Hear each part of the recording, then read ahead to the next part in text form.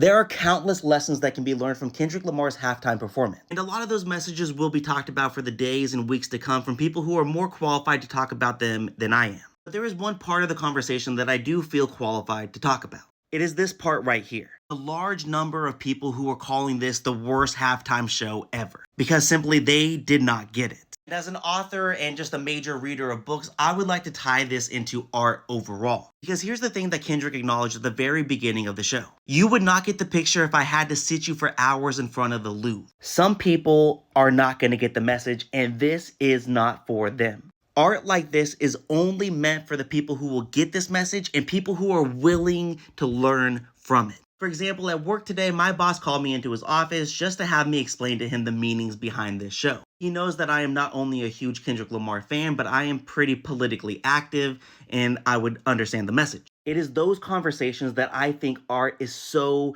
important for. If you don't know who I am an author of dystopian literature. So let's talk about dystopian books, specifically these four here. These are what I would consider dystopian's big four. We have 1984, Brave New World, Fahrenheit 451, and The Handmaid's Tale. Just like Kendrick Lamar's halftime show, there are millions of people who have read these books, but not everybody who read them understood their message. You would not get the picture even if I sat you down and read these books over and over again. Because these books are not written to convince everybody. They are written to motivate and activate those who are already ready for the message and to encourage conversations among those who are willing to listen but just don't understand it yet. So as we move forward with the necessary political and social movements that we desperately need as a country, remember, people who say this are not worth your conversation. Instead, focus on people like this, people who don't get it yet but want to understand.